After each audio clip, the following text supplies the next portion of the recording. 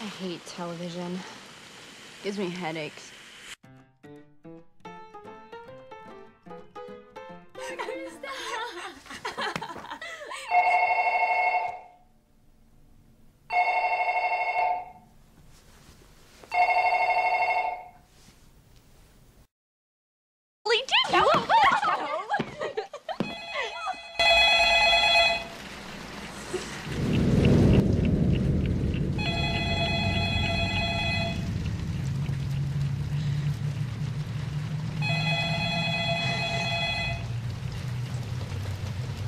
There really is a tape.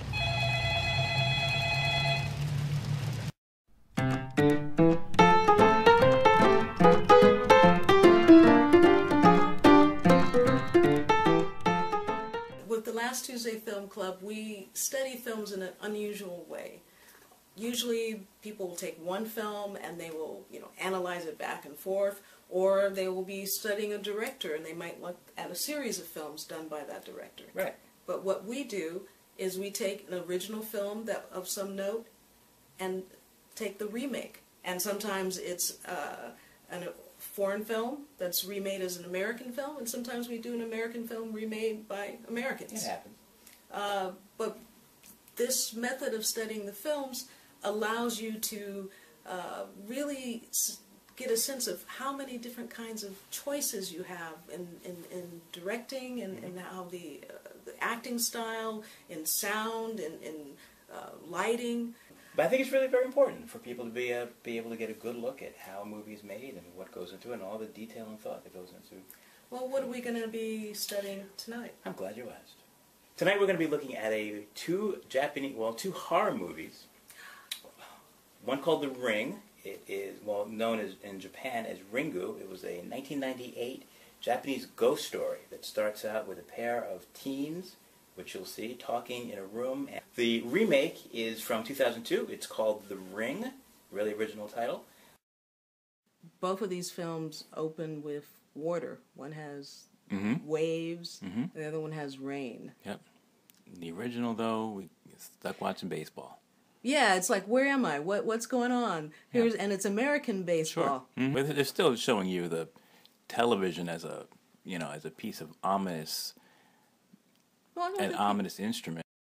Hey, can we talk about that art direction for a minute, please? Oh, I have the opening scene where you're in the teen's bedroom. In the original. In the Japanese one, I thought it was so busy. Yeah, very. It had so many colors, so many little objects all over the place. She's studying. You've got the different patterns on her bed. Why is there a doll with an afro in the back there? American and culture. Ritz crackers, apparently. Yeah, and Planters Peanuts. Planters Peanuts. Yes. Oh. So, and you see the clothes, you see, they spend a lot of time thinking about, what's this teen like, and what does she dress like, and... This is very colorful for a horror movie. Normally you would think of horror movies as being a little bit more monochrome, a little more blue, a little colder tones.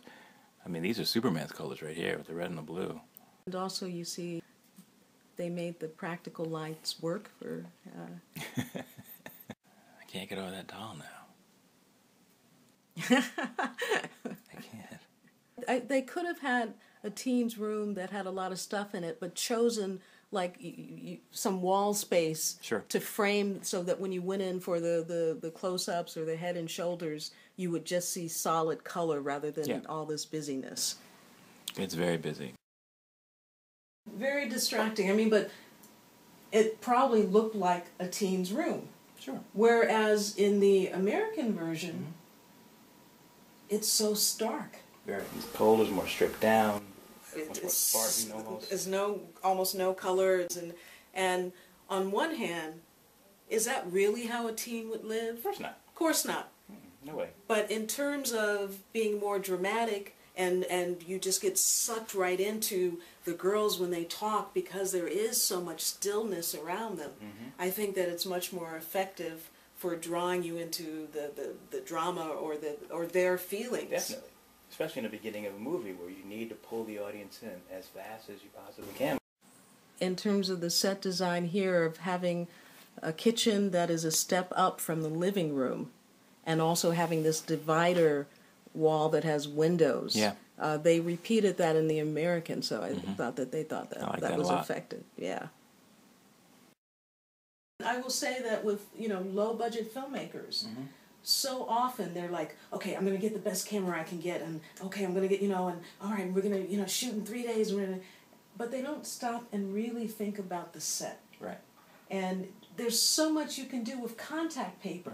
With we created a set. This is not really this fabulous set. It's just a bunch of sheet panels from IKEA. Because my living room, we're in my living room. It has so many colors, like that Japanese girl's bedroom.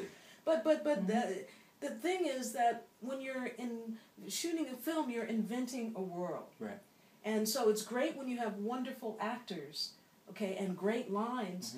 But the environment they're in has to support them, has to make the audience also believe.